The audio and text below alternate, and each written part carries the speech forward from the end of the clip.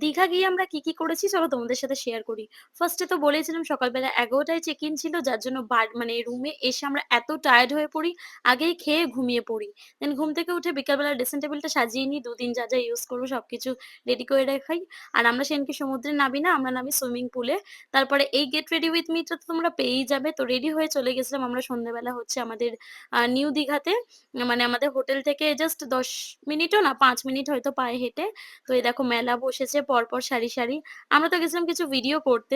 এত সুন্দর ওয়েদার ছিল, এত সুন্দর হাওয়া চলছিল, খুবই ভালো লাগছিল। তারপর তো মৌমিতা খুবই সুন্দর আমার কটা ভিডিও করে দেয়।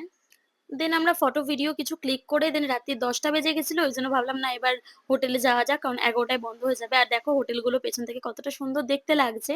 তো আমি নিয়ে নিয়েছিলাম আমার জন্য একটা পার্ক আর কর্নেটো। দেন আমরা চলে গেলাম হোটেলে। আর গিয়েই খাবার অর্ডার করে দিয়েছিলাম। তো ওরা সার্ভ করে দিয়ে গেছিল। আমি নিয়েছিলাম হচ্ছে কাতলা মাছ আর ভাত, আর আমার মৌমিতা-টৌমিতা ওরা সবাই চিকেন, ভাত এগুলো নিয়েছিল। তো দেখো এই ফোনটা আমার খুব ভালো লেগেছে। এই ফোনে ৫ নাম্বারে কল করলেই ওরা কিন্তু খাবার দিয়ে যাচ্ছিল, যা বলছিলাম তাই। তো যাই হোক তার পরের দিন সকালবেলা ব্রাশ-ট্রাশ করলাম। করে দেন আমরা আবার ব্রেকফাস্ট অর্ডার করেছিলাম। তো এবারে অর্ডার করেছিলাম হচ্ছে বাটার টোস্ট, এগ টোস্ট, একটা চা, আবার আলুর পরোটা। অবশ্য আমরা এতগুলো মেয়ে আছি তো আমাদের তো এতগুলো খাবার লাগবেই।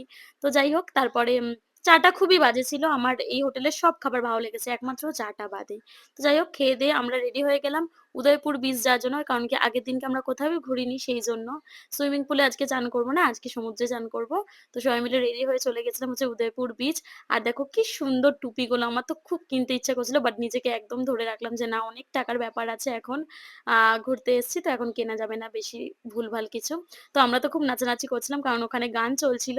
তারপর আর কি আমরা ভাবলাম বোটে উঠবো, তো সবাই মিলে বোর্ডে উঠলাম। আমার তো ভিডিও করার কেউ নেই, তার জন্য আমি নিজের ভিডিও করেছি।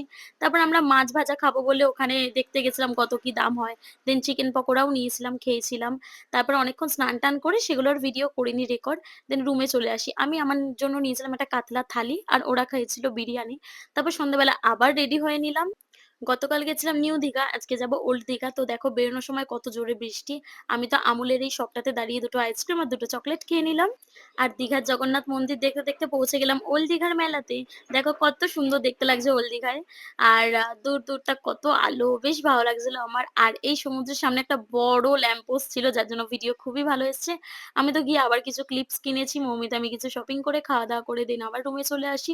খাবার-টাবার অর্ডার করে খেয়ে-দেয়ে শুয়ে পড়ি। কারণ এবারে আমাদের বাড়ি যাওয়ার পালা। সকালবেলা একটা দোকান থেকে ব্রেকফাস্ট করে আমাদের এই পরমেশ্বর বাসের নাম ছিল, এই বাসে করে আমরা বাড়ি চলে আসি। তো আজকের ভিডিওটা কেমন লাগলো জানিও।